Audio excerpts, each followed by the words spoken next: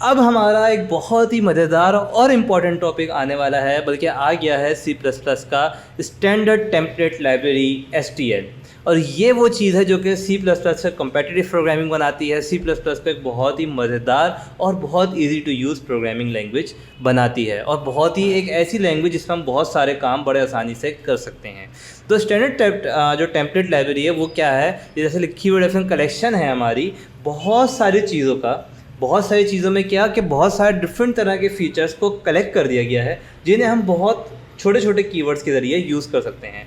मतलब कि एक बहुत बड़ा प्रोग्राम है जो कि आपके सारे डेटा को सॉर्ट कर देता है।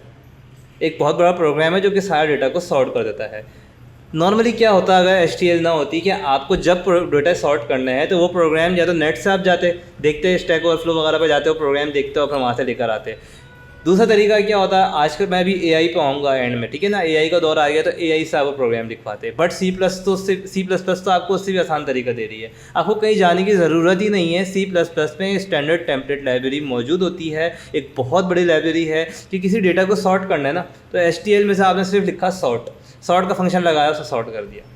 आपने डेटा के बहुत सारे भी आएंगे, कितने सारे ऑपरेशंस आपने उस पर अप्लाई करने हैं, तो वो सारी चीज़ें जो हैं आप अप्लाई कर सकते हैं STL की मदद से। तो STL एक कलेक्शन है एल्गोरिथम्स का, डेटा स्ट्रक्चर्स का, आइटरेटर्स का, ये सारी चीज़ों का एक कलेक्शन है, इसको हम कहते हैं STL आप कह लो कि एक बहुत बड़ा प्रोग्राम है, बहुत बड़ा प्रोग्राम जिसमें बहुत सारे छोटे फंक्शन हैं जो कि बना के आपको दे दिए गए हैं एक लाइब्रेरी के अंदर, और वो फंक्शन आप इस्तेमाल कर सकते हैं प्रोग्राम के अंदर। इसको हम कहते हैं STL।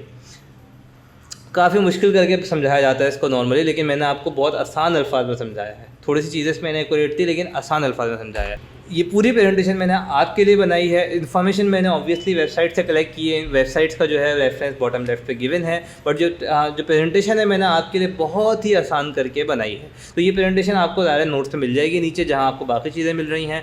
अब आते हैं हम कि STL हैज़ 3 कंपोनेंट्स। 3 कंपोनेंट हैं, एल्गोरिथम, कंटेनर्स, आइटरेटर्स। 3 मेजर चीज़ें हैं समझने की। एल्गोरिथम क्या होते हैं कि वो फंक्शंस जो कि कोई काम करके दें आपको ना, आपका काम कोई आसान करके दें। एक एल्गोरिथम बना हुआ प्रोग्राम के अंदर डेटा को सॉर्ट करना है, असेंडिंग में सॉर्ट करना है, डिसेंडिंग में सॉर्ट करना है, इस तरह का कोई काम करना है, उसको हम क्या कहेंगे, एल्गोरिथम। करवा के दिखाऊंगा ना, इसीलिए मैं आपको एग्जाम्पल वो दे रहा हूँ। कंटेनर्स क्या होते हैं, इस तरह के डेटा टाइप्स जो कि आपको डेटा को स्टोर करने में मदद देती हैं। अच्छा, डेटा को सॉर्ट करना है, मैंने आपसे बात की डेटा को सॉर्ट करना है कि 500 नंबर हैं, 500 स्टूडेंट्स के मार्क्स हैं, उनको सॉर्ट करना है भाई कि असेंडिंग में आ जाए। तो आप क्या करोगे, वो सारा डेटा के वेरिएबल्स में दोगे। STL आपको कुछ कंटेनर भी देती है जिसमें आप उस डेटा को बहुत इफेक्टिवली स्टोर कर सकते हैं। तो वो हम आएंगे डेटा को स्टोर करने वाले कंटेनर्स पे। उन कंटेनर्स में जो डेटा है उसके ऊपर हम एल्गोरिथम लगाते हैं, अपने फंक्शंस लगाते हैं। The third thing is iterator. Iterator वो चीज़ है जो कि आपके एल्गोरिथम और कंटेनर्स को आपस में कनेक्ट करेगी, आपको यूज़ करने में मदद करेगी। दैट्स इट, इतना ही आसान था। आगे बढ़ते हैं। एल्गोरिथम क्या होते हैं, इसने बात की कि हेडर एल्गोरिथम वो चीज़ें हैं, कलेक्शन है फंक्शंस की जो कि आपको कॉम्प्लेक्स काम करने में आपको आसानी देगी। इनको हम कहते हैं एल्गोरिथम। अच्छा, जैसे सॉर्टिंग, सर्चिंग, आपको सर्च करना हो डेटा में से, उसका आपको बना के दे देगी एक एरे के, जैसे एरे के एल्गोरिथम में आएगी सॉर्टिंग, ठीक है ना। पार्टीशंस करना ऑब्जेक्ट के और डेटा के, इस तरह की चीज़ों की ग्रुपिंग करना, इस तरह की चीज़ों में आपका एल्गोरिथम इस्तेमाल होते हैं। देन हमारे पास कंटेनर्स आते हैं। कंटेनर्स क्या होते हैं कि हमारे पास डेटा टाइप्स हैं जिसमें हम अपने एरेस को, वेक्टर्स को, लिस्ट को, क्यूज़ को, स्टैक्स को हम जमा कर सकते हैं, डेटा को स्टोर कर सकते हैं, उन्हें हम क्या कहते हैं, कंटेनर। और आइटरेटर्स क्या होते हैं, जो कि हमारे कंटेनर्स और एल्गोरिथम्स के बीच में ब्रिज होते हैं।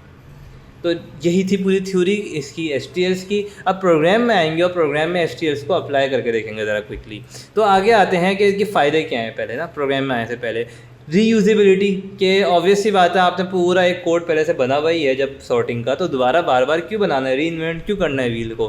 तो उसके एडवांटेज में ये है कि आपको जेनरिक जो आपके बहुत सारे फंक्शन हैं सॉर्टिंग, सर्चिंग के, वो आपको बने बनाए मिल जाते हैं। वो जो बने बनाए मिलते हैं वो एफिशिएंट होते हैं, यानी कि किसी ने ऑब्वियसली किसी अच्छे प्रोग्रामर ने ही उनको डिज़ाइन किया था, और वो टाइम बाय टाइम अपडेट भी हुए हैं, अपग्रेड भी हुए हैं। उनमें मेमोरी और स्पीड एफिशिएंसी काफ़ी ज़्यादा अच्छी होती है। कोड रीडेबल आपका अच्छे तरीके से हो जाता है। ऑब्वियसली बात है, आपने अगर एक अल्फाज में सारा काम कर दिया तो कोड को पढ़ना डिबग करना आसान हो जाता है। और आपके पास क्योंकि एक कम्युनिटी बनी हुई है पूरी HTML की, तो दुनिया भर से लोग उसमें इनपुट देते हैं और आपको यूज़ करना बहुत आसान है, क्योंकि लोगों ने बहुत सारे उसके आपको सोल्यूशन बताए होते हैं कि इसको ऐसे यूज़ कर सकते हैं, ये चीज़ का सोल्यूशन ऐसे हो सकता है। तो ये हमारे पास HTML के फ़वाइद है, उर्दू में हम कहेंगे। आगे आते हैं, मैंने एक डॉक्यूमेंट भी बनाई हुई इसी के लिए ना आपके साथ में। इस डॉक्यूमेंट के अंदर मैंने बहुत सारे लिखे हुए हैं, ये इसके अलावा भी हैं, ठीक है। तो कंटेनर में ये सारे मैप एक बहुत फेमस है, मैप यूज़ होता है, आपके पास वेक्टर यूज़ होता है, स्टैक यूज़ होता है, एरे तो ऑब्वियस ही बात है, अभी आपको अगली क्लास में बताऊंगा। स्टैटिक एरे भी आपने समझा है, अभी वो भी बताऊंगा आपको। फिर एल्गोरिथम में आपके पास ये सारे एल्गोरिथम हैं, ठीक है।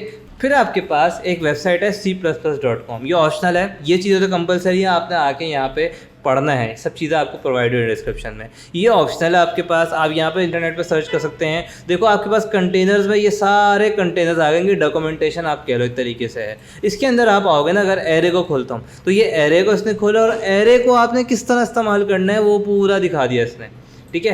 बिगिन और एंड ये मैं आपको दिखाऊंगा यूज़ करके अभी, और इसके अलावा वेक्टर को हम पूरी तरह से इस्तेमाल करेंगे, हम इसको मैं आपको करके दिखाऊंगा। कुछ चीज़ें मैं आपको करके दिखाऊंगा और कुछ चीज़ें आपके ऊपर हैं कि आपने, अब जाहिर सी बात है, स्टडी करनी है, क्योंकि तो बहुत सारे हैं, हज़ारों हैं। ये ख़त्म नहीं हो रहा यहाँ पे 53 के बाद ख़त्म नहीं हो रहा है, इसके बाद भी हैं और। तो ये तब आपके ऊपर है कि आप इसके ऊपर कितना इसको एक्सप्लोर करते हो। तो ये हमारे पास थी HTML क्या होते हैं। अब अगली क्लास में मैं आपको बताता हूँ फर्स्ट हमारे HTML को यूज़ करने का तरीका, डेट इज़ एरे। पहले मैं स्टैटिक एरे, फिर डायनेमिक एरे, और फिर हम उसके बाद आएंगे अपना वेक्टर्स के ऊपर, और मैं HTML को यूज़ करेंगे, और उसके बाद एल्गोरिथम्स और कंटेनर्स को एक साथ इस्तेमाल करेंगे। ये पूरा मैं आपको करवाऊँगा अगली क्लास में।